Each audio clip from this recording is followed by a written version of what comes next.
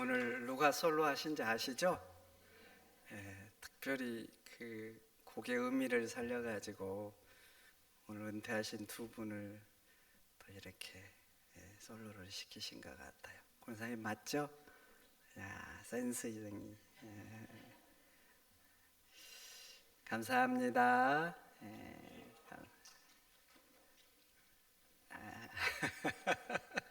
우리 치려면 좀 세게 치시라고 그랬잖아요.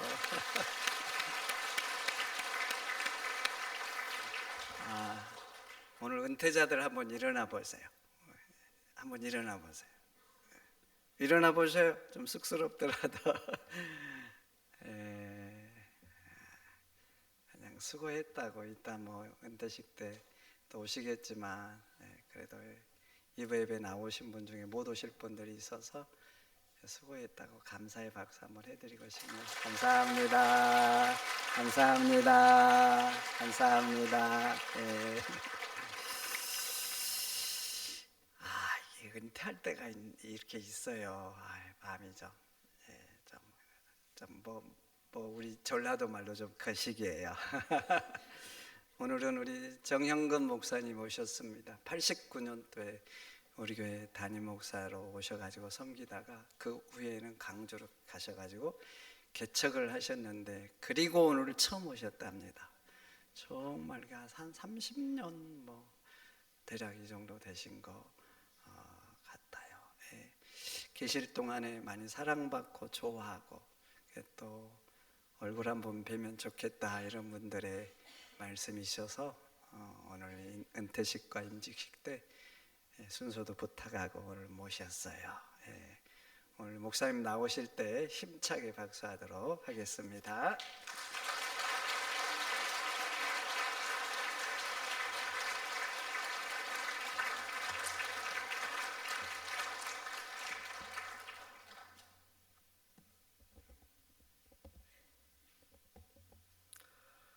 반갑고 감사합니다.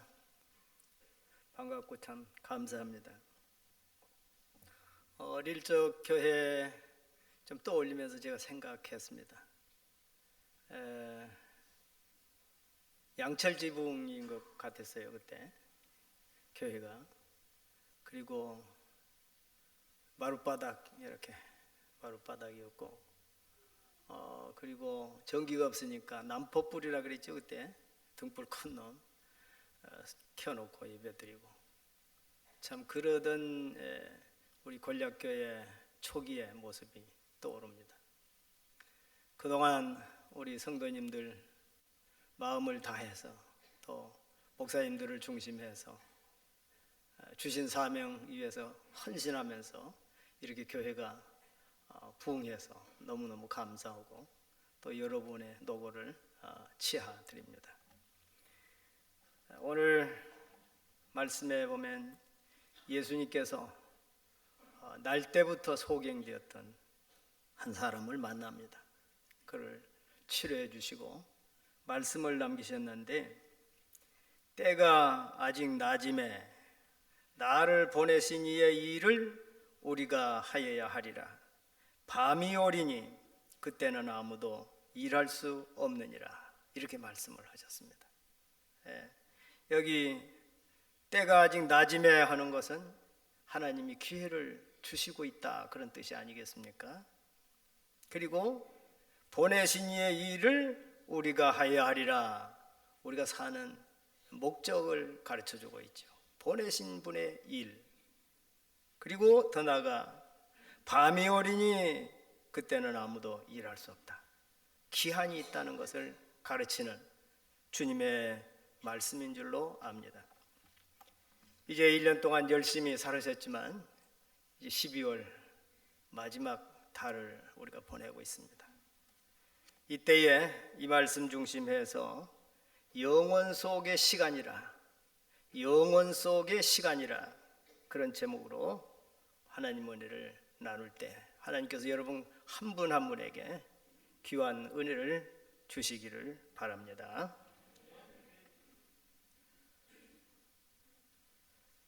먼저 생각할 것은 시간입니다. 때가 아직 낮음에 시간을 말하죠. 시간은 선물입니다. 어느 때는 이래요. 나는 참 축복도 못 받은 것 같고 어쩌고 뭐 이런 말을 할 수가 있습니다만은 시간이 축복입니다. 시간이 없으면 아무것도 할 수 없습니다. 시간은 하나님이 주신 귀한 선물입니다. 더 나아가 시간은 한계가 있습니다. 끝맺음할 때가 있는 것입니다. 밤이 오리니라고 오늘 예수님은 말씀하셨습니다. 전도서 3장 1절 말씀을 보면 범사에 기한이 있고 천하 만사가 다 때가 있나니 날 때가 있고 죽을 때가 있으며 심을 때가 있고 심은 것을 뽑을 때가 있으며 기한이 있다는 말씀을 우리에게 해주시고 있습니다. 제가 광주에 있을 때 어떤 분이 새벽에 무슨 일을 보시고 쓰러지셨어요. 그래서 식구들이 아침에 올라가 보니까 이제 일어나지 못하는 거예요. 그때서 이제 빨리 치료를 해야 되겠다. 그래서 조대병원을 갔더니 아이고 시간이 늦어서 안 됩니다. 전대병원을 갔더니 아이고 우리는 못 옵니다. 그래서 기독병원을 갔다고 그래요. 근데 기독병원에서 그러면 수술이나 한번 해봅시다. 그리고 수술을 했습니다. 지금 이제 조금 기억이 좀 돌아오고 있어요. 중환자실에 있다가 조금 이제 깨어났는데, 여러분 시간은 기한이 있습니다. 우리 한 사람 한 사람에게 하나님이 주신 기한이 있다는 거 우리는 늘 기억해야 하겠습니다. 어떤 왕이 있었는데 그 왕이 자기를 깨우기 위해서 신하 한 사람을 세웠다 하는 옛날 이야기가 저는 들었어요. 그 신하는 그것만 하는 거예요. 무엇을 하느냐? 아침마다 임금이 왕이 일어날 때면 가서 외치는 거예요. 왕은 돌아가실 때가 있습니다. 왕은 임종할 때가 있습니다. 죽을 때가 있습니다. 이 소리만 외치는 거예요. 그러한 왕이 있었다는 이야기도 전해 들었습니다. 여러분, 하나님이 주신 시간, 때가 아직 낮음에 얼마나 중요한 하나님의 은혜입니까? 시간의 주인은 하나님이십니다. 성경 창세기를 보면 하나님이 천지를 창조하셨어요. 그 뒤에 밤과 낮이 이루어집니다. 시간이 주인이 아닙니다. 하나님이 주인인 줄로 믿습니다. 하나님이 시간의 주인이에요. 그래서 그 시간을 우리에게 주시고 그 시간을 한계 짓는 그런 분이 하나님이십니다. 깊이 생각해 보면 우리 환자들 보시면 그래요. 하루만 더 살았으면 좋겠다. 막 그런 갈구가 있잖아요. 그날을 우리가 지금 살고 있는 거예요. 하루만 더 살고 예배를 드렸으면 좋겠다 하는 날을 오늘 우리는 나와서 예배를 드리는 거예요. 낮임에 하나님이 주신 낮임에 이 말씀 마음속에 꼭 기억하시고 주님이 주신 사명을 잘 감당해 나가야 되겠습니다. 그래서 성경에는 뭐라고 그럽니까? 잔치집에 가지 말고 초상집에 가거라. 잔치집에 가지 말고 초상집에 가라는 거예요. 가서 자기를 살펴보고 자기 시간이 어느 시점에 와 있는지 생각해보고 살으라는 아주 귀한 교훈이라고 볼 수가 있습니다. 두 번째로 하나님은 시간도 주셨지만 영생도 주셨습니다. 영혼도 우리에게 하나님이 주셨습니다. 성도가 가진 생명을 영생이라 그럽니다. 물론 이 영생은 중요한 의미가 있습니다. 시간적으로 영원한 것도 의미하지만 질적으로 완전한 하나님이 주시려는 삶을 영생이라고 합니다. 아담과 하와가 죄를 짓고 아담아 어디 있느냐? 내가 숲풀 속에 숨었습니다. 이런 삶이 아닌 하나님이 아담아 어디 있느냐? 제가 여기 있습니다. 그런 삶, 이거 영생입니다. 하나님은 예수 그리스도를 마음에 모신 자에게 이 영생을 우리에게 선물로 주십니다. 이 생명은 하나님께서 원하시는 때에 완성이 되게 됩니다. 그래서 성경 말씀에 이렇게 기록하고 있습니다. 로마서 8장 20절 말씀. 피조물이 허무한데 굴복하는 것은 자기 뜻이 아니요 오직 굴복하게 하시는 이로 말미암음이라. 그 바라는 것은 피조물도 썩어짐의 종노릇 하는 데서 해방되어 하나님의 자녀들의 영광의 자유에 이르는 것이니라. 썩어짐의 종노릇하는 우리 인간들이 하나님이 주신 생명이 완성되는 그 영생을 우리가 차지하게 되고 그 완성을 우리가 맛보게 되는 것입니다. 이것이 하나님이 주신 영생이라고 볼 수가 있습니다. 여러분이 아마 다 암송하고 계시겠지만 요한복음 3장 16절 하나님이 세상을 이처럼 사랑하사 독생자를 주셨으니 이는 저를 믿는 자마다 멸망치 않고 영생을 얻게 하려 하심이라. 영원한 생명을 우리 믿는 자에게 선물로 주신 줄로 믿습니다.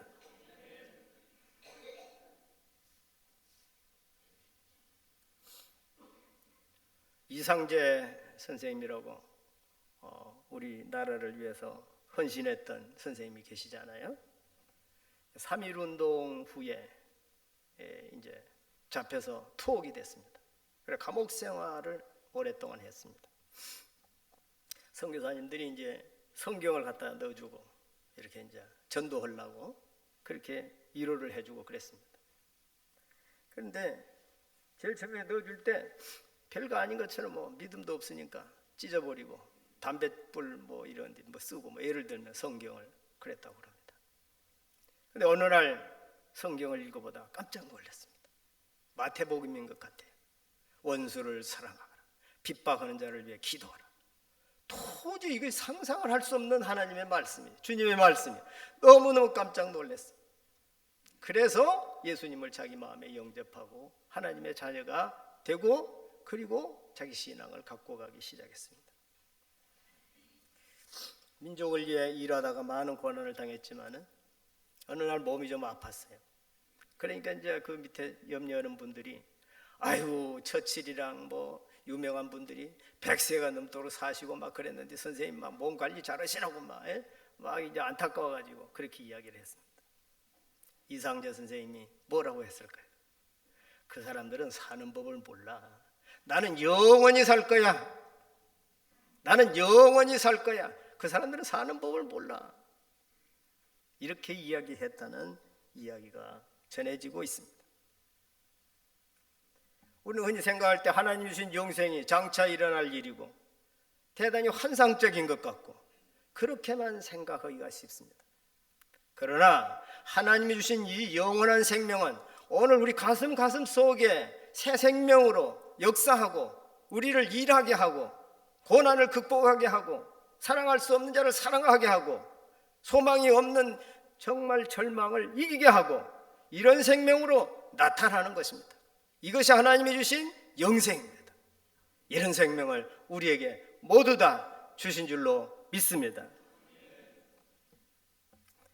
고린도후서 4장 9절 말씀을 보면 우리가 사방으로 우겨쌈을 당하여도 쌓이지 아니하며 답답한 일을 당하여도 낙심하지 아니하며 박해를 받아도 버림받지 아니하며 거꾸러뜨림을 당하여도 망하지 아니하고 우리가 항상 예수의 죽음을 몸에 짊어지면 예수의 생명이 또한 우리 몸에 나타나게 하려 함이라. 이것이 예수님이 주신 영원한 생명입니다. 오늘도 우리 삶을 이끌어가는 생명입니다. 얼마나 놀라운 하나님의 축복인지 모릅니다. 우리 예수님은 부활하셨습니다. 죽음의 권세를 깨뜨리신 분입니다.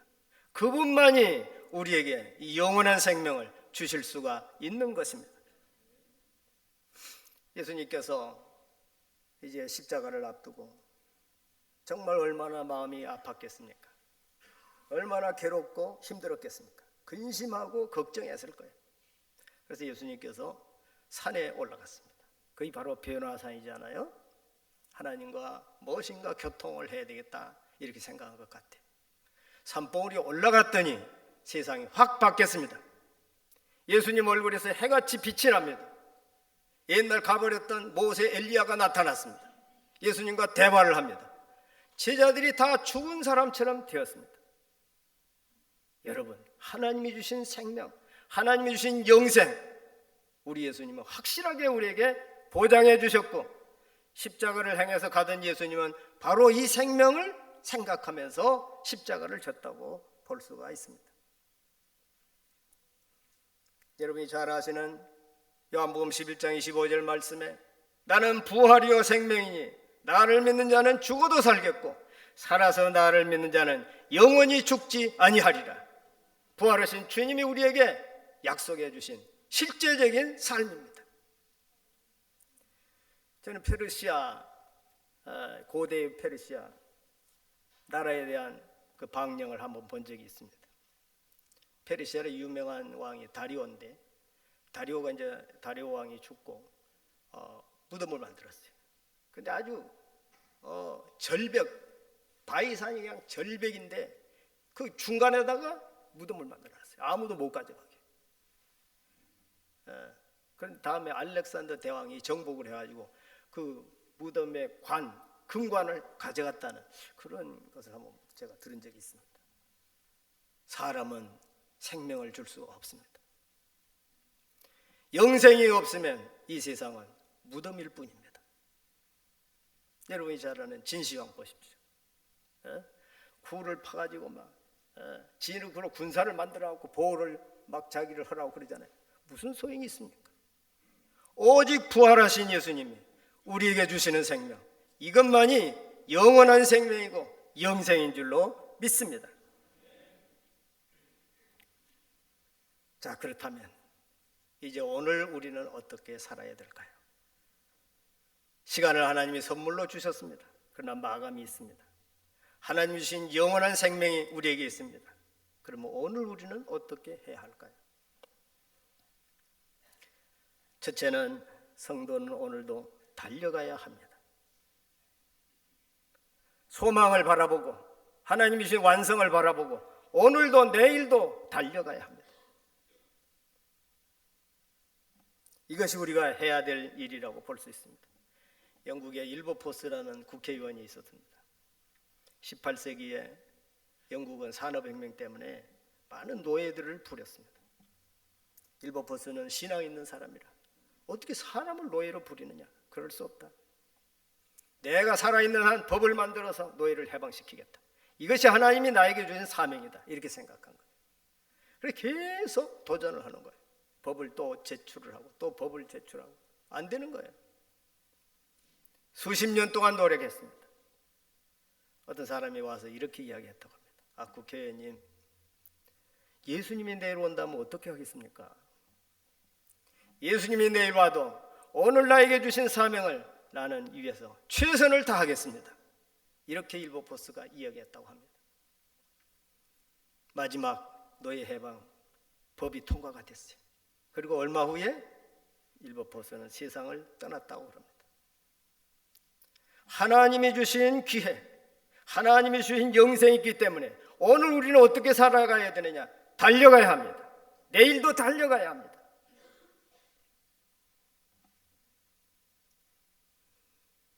또 한 가지는 우리는 오늘 어떻게 살아야 되느냐? 소망을 체질화해야 되겠습니다. 소망을 체질화해야 돼요. 낙심되는 일도 있고 어려운 일도 있고 환난도 있고 공고도 있고 고독한 일도 있고 우리가 살아갈 때는 갖가지 일들이 있습니다. 그러나 항상 하나님이 주신 약속이 분명하기 때문에 그것은 완성이 되기 때문에 앞을 바라보고 소망으로 살아가는 소망을 체질화해야 합니다. 우리나라에 김선태 목사님이라는 분이 계세요. 많이 들었을 줄 압니다. 서울에 실로암 안과병원을 만들어가지고 수많은 사람을 무료로 이 개안 수술을 했어요. 그런데 이 김선태 목사님이 시각장애인이에요. 앞을 못 봅니다. 그리고 제가 그 신문을 이렇게 쭉 연재하는 걸 보니까 고아로 산 것 같아요. 그래서 뭐 어느 보육원에 가서 또 좀 기거하다가 또 쫓아내고, 어느 사람 또 이제 집에 가서 국을 해갖고 밥을 먹고, 막 그런 그 과정이 쭉 나오는데 정말 고생을 많이 했더라고요. 근데 김선태 목사님이 이렇게 자기 마음에 결심을 했답니다.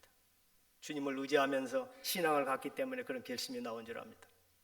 나는 잃어버린 것을 계산하는 것을 중단한다. 잃어버린 것이 뭐예요? 과거에 어려웠던 일, 괴로웠던 일, 눈을 잃어버렸다, 시각이 없다, 잃어버렸던 것을 계산하는 것을 오늘 중단한다 이게 자기는. 소망이 체질화된 사람이죠. 앞을 바라보는 거죠. 하나님을 생각하는 거죠. 여러분 가슴 속에는 무엇이 있습니까? 절망이 있습니까? 낙심이 있습니까? 어둠이 있습니까? 포기가 있습니까? 소망을 바라보고 소망을 체질화하고 부활의 주님께서 주신다는 귀한 약속으로 오늘도 경험하면서 나아가야 될 것입니다. 더 나아가 오늘을 어떻게 살아야 할까요? 사랑으로 살아야 합니다. 사랑으로 살아야 합니다. 우리는 하나님으로부터 말할 수 없는 사랑을 받았습니다. 우리 예수님 자기 생명을 바치고서 우리를 사랑했습니다. 사랑. 오늘도 사랑을 심으면서 오늘을 살아야 합니다. 제가 어떤 장애인 학생 하나를 돌보고 있습니다. 참 죄송합니다만 장애인들 이렇게 섬긴다는 거 쉬운 일은 아니더라고요. 옛날에 이제 대학에서 가르칠 때 그 학생이 공부를 했습니다. 그 뒤로 13년간 저하고 교통을 합니다. 근데 참 어려워요. 장애가 있어서. 근데 이제 결혼을 했어요. 근데 또 이제 어려운 사람하고 또 결혼했어요. 그러면 건강한 사람하고 사는 거하고 어떻게 되겠어요? 어려움이 있죠. 네, 목사님, 나 이혼을 해요. 나는 생각할 때 하나님이 너만큼 그 사람을 사랑해 줄 사람이 없으니까 만나게 해준 거다. 하나님을 생각하자. 아무리 어려워도 하나님을 생각하자. 이렇게 권면을 하고서 다독거리고 가고 있습니다. 어렵지요? 어려워. 성경에는 말합니다. 사랑이 없으면 아무것도 아니다 이게. 사랑이 없으면 nothing, 영어로는 nothing으로 나와 있어요. 아무것도 아니에요. 아무리 큰 일을 해도, 아무리 명예를 얻어도, 아무리 내가 사람으로부터 인정을 받아도 사랑이 없으면 아무것도 아니에요. 아무것도 아니에요. 그래서 이런 교훈이 있습니다. 사람이 죽을 때 마지막 할 일이 있다. 그것은 관계를 정상화시키는 거다. 누군가 맺혀 있어, 누군가 원한이 있어, 풀어야 돼요. 주님 앞에 가면 기회가 없습니다. 사랑. 이것이 오늘 내가 해야 될 일이라고 생각됩니다. 그러다가 오늘이 있으면서 동시에 영원이 있다면 균형을 잘 맞춰야 합니다. 오늘만 생각하고 살아서도 안 돼요. 영원만 생각하고 살아서도 안 돼요. 영원 속의 오늘을 생각하면서 균형을 잘 이루어서 생활을 해야 합니다. 성경에 보면 이러한 건전한 사고방식, 신앙 자세가 없기 때문에 나온 말들이 있어요. 첫째가 뭐냐면 내일 죽을 것이니 먹고 마시자. 이런 사람들이 있다는 거예요. 그 당시 철학자들 중에 아마 이런 사람들이 많았는 것 같습니다. 교인들 중에도 이런 사람들이 있었는 건 모르겠어요. 내일 죽을 것이니 오늘 먹고 마시자. 영원히 없어요. 오늘뿐이에요. 균형이 깨졌죠. 또 이런 사람들도 있습니다. 데살로니가 교인들이 그랬는데요. 예수님이 곧 온대. 이러지 말고 가만히 기다리자. 오늘 없는 영원이야. 그것도 잘못이에요. 오늘과 영원을 우리는 균형 있게 건전하게 잘 살아가야 된다는 것을 깨달아야 합니다. 제가 그 과천에 청계산이라는 산을 한번 다녀온 일이 있습니다. 근데 다음에 가만히 역사적으로 조사를 해보니까 이 청계산이 참 특별한 곳이더라고요. 거기에 김종주라는 사람이 있었는데요. 이 사람이 뭐 기도를 많이 했다 어쩌다 그래가지고 뭐 하나님과 직통한다 그래가지고 사람들을 이렇게 모은 거예요. 그리고 집단촌을 거기 이루었습니다. 그 청계산에. 여기만 있으면 세상이 끝나도 안 죽는다 이게. 신앙천도 약간 그런 사고방식이죠. 잘못된 것입니다. 그래서 이제 그 다음에 뭐 백만봉 뭐 어떤 사람이 이어받고 그 다음에 뭐 누가 이어받고 그 다음에 이만희 씨가 그걸 이어받은 거예요. 오늘 신천지가 바로 이겁니다. 14만 4천 명 속에 들어오면 불사로 안 죽는다 이게. 영원히 없습니다. 오늘도 없습니다. 깨져 있습니다. 균형을 잘 맞춰야 돼요. 영원 속에 오늘 우리는 사는 거예요.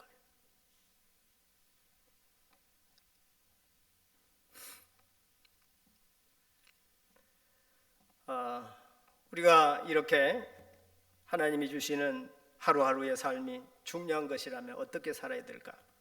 옛날 정필도 목사님이라는 분이 계셨는데요. 이런 교훈을 주었어요. 참 귀한 교훈이 아닌가 싶습니다.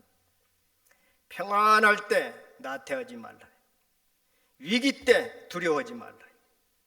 충성할 때 알아주는 시험에 들지 말라. 사랑할 때 에로스 사랑에 빠지지 말라.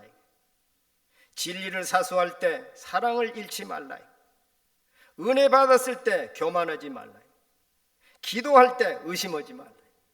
하루하루 하나님 앞에서 진실하게 우리 몸과 마음과 영혼을 다 바쳐서 오늘을 사는 거예요. 이것이 영혼을 생각하는 사람의 삶입니다. 이 중에도 우리 젊은이들 계신 줄로 압니다. 청년의 때가 있습니다. 또 우리 교회는 보니까 등록을 이렇게 젊으신 분들이 많이 하신다고 참 축복을 해주셔서 감사한데요. 젊은 날이 항상 연장되지는 않습니다. 무엇인가를 준비하고 무엇인가를 다지고 하나님의 뜻을 이루기 위해서 준비하고 충성스럽게 살아가는 젊은 시절이 되어야 하겠습니다. 오늘만 생각하고 영혼을 잃어버리지 마십시오. 영혼을 생각하고 오늘을 소홀히 살지 마십시오. 오늘을 영혼 속에서 사는 우리 삶이 되어야 하겠습니다. 주님이 주신 말씀을 다시 한번 마음에 새겨보겠습니다. 때가 아직 낮임에 나를 보내신 이의 일을 우리가 하여야 하리라. 밤이 오리니 그때는 아무도 일할 수 없느니라. 특별히 우리에게 주신 선교의 사명, 가족을 복음화하고 지역을 복음화하고 국가를 복음화하고 세계를 복음화하는 다른 생명들을 살리는 일에 오늘이라는 이 기회를 잘 활용해야 하겠습니다. 그래서 하나님의 나라가 날마다 왕성하게 이루어지는 그런 역사를 우리가 일으켜 가야 하겠습니다. 오늘 예수님이 주신 이 말씀 마음에 깊이 생각하면서 하루하루 믿음으로 승리하는 우리 모든 성도들이 되시기를 주님의 이름으로 축원합니다. 기도합시다. 아버지 하나님, 우리에게 시간을 주셔서 감사합니다. 선물입니다. 밤과 낮이 그저 돌아가지 않는 것을 압니다.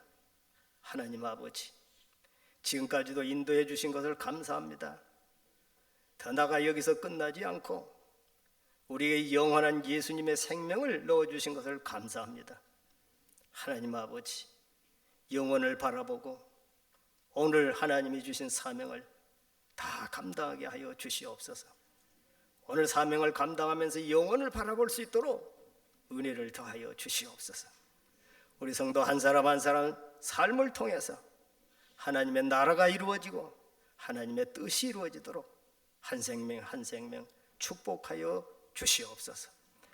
우리 교회가 이 사명을 잘 감당하도록 목사님들과 온 성도들이 한마음 한뜻이 되어서 사명을 이룰 수 있도록 축복하여 주시옵소서. 예수님의 이름으로 간절히 기도하옵나이다. 아멘.